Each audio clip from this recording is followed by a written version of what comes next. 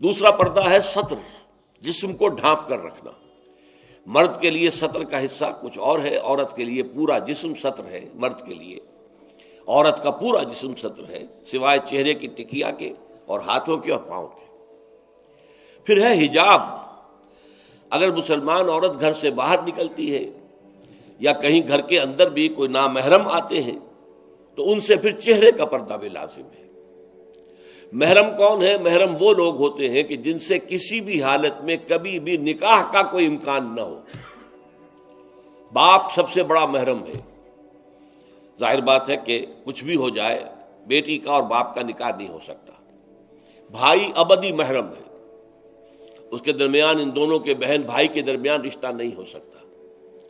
البتہ ایک شکل یہ ہے کہ ایک بہن اس وقت کسی بہنوئی کے گھر میں ہے، لیکن یہ کہ اگر اس بہن کا انتقال ہو جائے تو دوسری بہن سے اس کا نکاح ہو سکتا ہے، لہذا وہ نامحرم شمار ہوگا، وہ محرم نہیں ہوگا۔ اس حوالے سے وہ جو ابدی محرمات ابدیہ ہیں وہ ہیں محرم، اور ان کے سامنے کھلے چہرے کے ساتھ بھی عورت نہیں آ سکتی۔ اور محرموں کی فہرست جو ہے وہ سورہ نور کے اندر دے دی گئی ہے، بڑی مفصل اور تفصیلی آیت ہے۔ اور چوتھا پردہ یہ ہے کہ معاشرہ غیر مخلوط ہو، مرد و زن کے مابین اختلاط نہ ہو، مخلوط مجالس نہ ہو، دفتروں میں مل جل کر کام نہ کیا جا رہا ہو، اور کہیں کارخانے میں شانہ بشانہ کھڑے ہو کر کام نہ کیا جا رہا ہو، نہیں، یہ معاملہ غلط ہے۔ بلکہ سیگریگیٹڈ سوسائٹی، عورتوں کے دائرہ کار، کسی شے پر پابندی نہیں ہے۔ عورتوں کے لیے تفریح گاہیں بنائیں آپ، جس میں صرف عورتیں اور بچے جا سکتے ہو ایک خاص عمر کی حد تک، مرد نہیں جائیں گے۔ مردوں کے لیے تفریح گاہیں علیحدہ ہوں گی، وہاں عورتیں نہیں جائیں گی۔ تو عورتوں اور مردوں کے درمیان عدم اختلاط، مدارس ہے، اسکول ہے، کالج ہے، یونیورسٹیاں علیحدہ علیحدہ بنا دیجئے، پڑھیں وہ بھی، یہ بھی پڑھیں، لیکن مخلوط نہ ہو، مخلوط تعلیم نہیں۔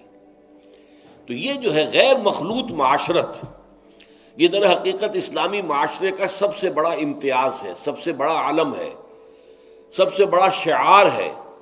کوئی بھی غیر مسلم جو ہے اسلامی معاشرے میں آئے گا تو سب سے زیادہ بات جو اسے محسوس ہوگی وہ یہ ہے کہ یہاں عورتیں اور مرد جو ہیں وہ آپس میں ملے جلے ہوئے نہیں ہیں، بلکہ ان کے درمیان ایک گویا کہ بہت بڑا پردہ جو ہے معاشرے کے اندر لٹکا ہوا ہے، سیگریگیشن ہے۔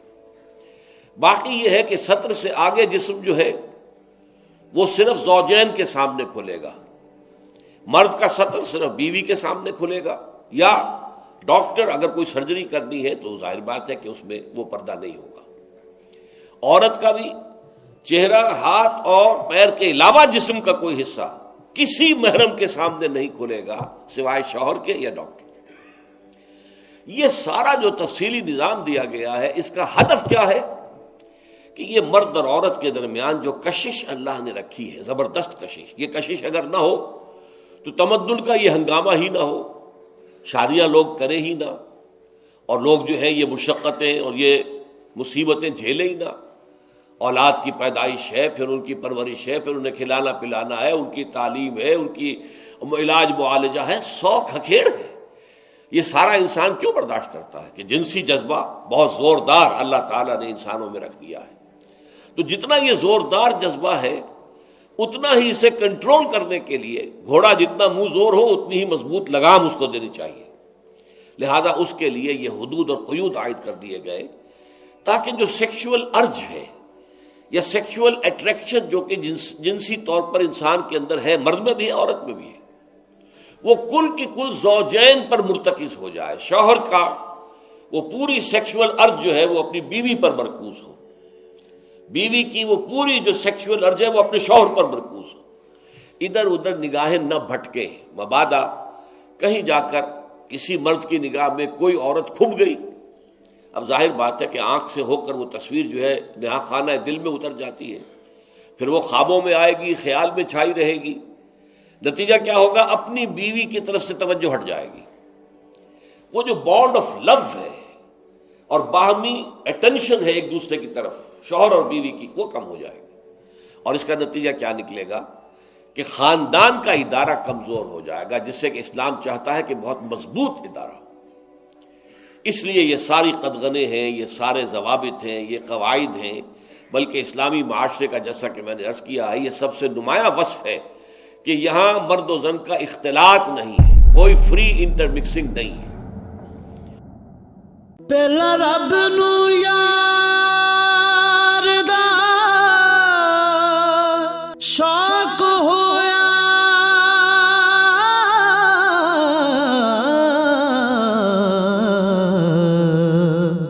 نبی پاک دا کرن جمال